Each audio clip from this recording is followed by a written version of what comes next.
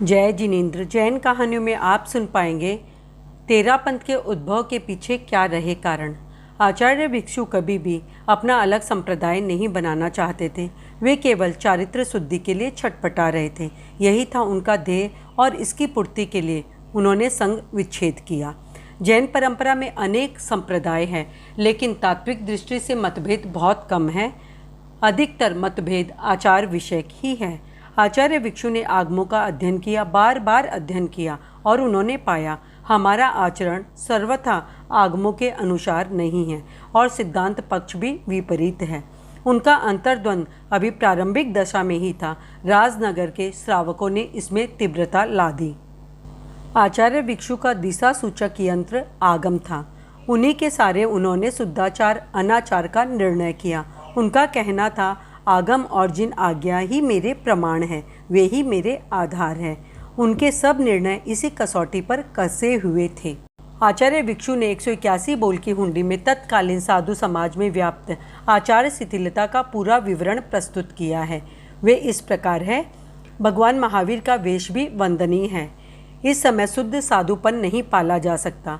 व्रत और अव्रत को पृथक पृथक न मानना, मिश्र धर्म की मान्यता, एक ही क्रिया में पुण्य और पाप दोनों का स्वीकार, लौकिक दया दान को लोकोत्तर दान और दया से पृथक न मानना, जिस कार्य के लिए भगवान महावीर की आज्ञा नहीं वहाँ भी धर्म मानना, दोषपूर्वक आचरण की स्थापना करना, स्थापित स्थानक में रहना, उद्दिष्ट आहार लेना, साधु के निमित्त खरीदी हुई वस्तुओं का उपयोग करना, नित्य प्रति एक ही घर में भोजन लेना, गोचरी करना, वस्त्र पात्र पुस्तक का प्रतिलेखन न करना, अभिभावकों की आज्ञा प्राप्त किए बिना गृहस्थ को दीक्षित करना, मर्यादा से अधिक वस्त्र पात्र आदि रखना, गृहस्थों से अपने लिए प्रतियां लिखवाना, और उसी का परिणाम था तेरापंथ। आचार्य भिक्षु की इस प्रतिक्रिया का खूब जोर विरोध हुआ, क्योंकि उस वक्त आचार्य रघुनाथ जी बहुत ही प्रभावशाली आचार्य थे।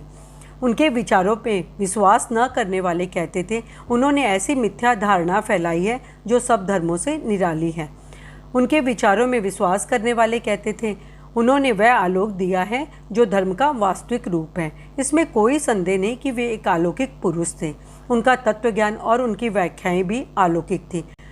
लौकिक पुरुष साध्य की ओर जितना ध्यान देते हैं उतना साधन की ओर नहीं। धर्म इसलिए अलौकिक है क्योंकि उसमें साधन और साध्य दोनों का ही महत्व है। आचार्य भिक्षु ने यह सूत्र प्रस्तुत किया, अहिंसा के साधन उसके अनुकूल हो तभी उसकी आराधना की जा सकती है, अन्यथा वह हिंसा में परिणित हो जाती है।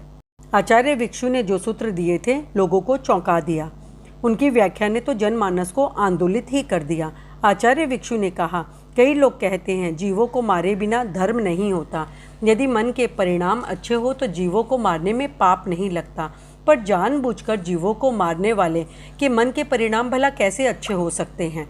जहाँ दया है वहाँ जीव वध किए बिना धर्म नहीं होता। यह सिद्धांत मान्य नहीं हो सकता। जीव वध होता है वह जीव की दुर्बलता है, किंतु उसे धर्म का रूप देना कि हिंसा किए बिना धर्म नहीं होता, यह नितांत दोषपूर्ण है।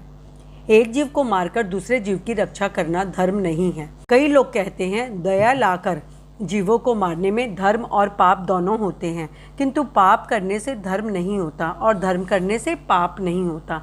एक करनी में दोनों नहीं हो सकते। पाप और धर्म की करनी भिन्न भिन्न है। पुराना सत्य जब नया बनकर आता है तो विभिन्न प्रकार की प्रतिक्रिया होनी स्वाभाविक है। आचार्य भिक्षु ने जिस सत्य को प्रकाशित किया वह नया नहीं, प्राचीन आचार्यों ने इसे प्रकाशित किया था। विकीर्ण रूप से अगर देखें तो आचार्य धर्मदास जी ने लिखा, जो तप नियम में सुस्थित है उनका जीना भी अच्छा मरना भी अच्छा। वे जीवित रहकर गुणों का अर्जन करते हैं और मरकर सुगति को प्राप्त करते हैं। जो पाप कर्म करने वाले हैं उनका जीना भी अच्छा नहीं और मरना भी अच्छा नहीं। वे जीवित रहकर वैर की परंपरा करते हैं और मरकर अंधकार में जा गिरते हैं। अव्रत का सेवन करना कराना, अव्रत सेवन का अनुमोदन करना, तीनों ही पाप है। व्रत का सेवन करना कराना और व्रत सेवन का अनुमोदन करना धर्म है। सम्यक दृष्टि लौकिक और लोकोत्तर मार्ग को भिन्न भिन्न मानता है। धर्म त्याग में है, भोग में नहीं। धर्म हृदय परिवर्तन में है, बलात्कार में नहीं। असंयति के जीने की इच्छा करना राग है, उसके मरने की इच्छा करना द्वेष है।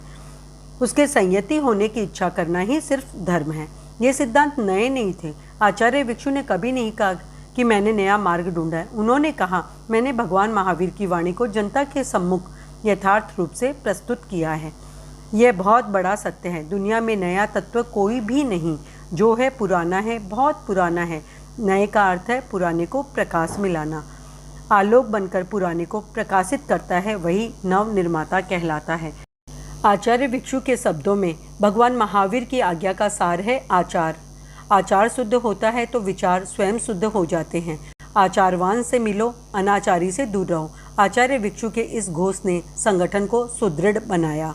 इस प्रकार आचार्य भिक्षु ने तत्कालीन आचार्य शिथिलता पर करारा प्रहार किया और उस प्रहार की निष्पत्ति बना तेरापंथ। जय जिनेंद्र। जैन धर्म की रोचक जानकारी और कहानियों के लिए देखते रहिए जैन कहानियाँ। जिन आज्ञा विरुद्ध कुछ भी कहो तो मिच्छामि दुक्कड़म।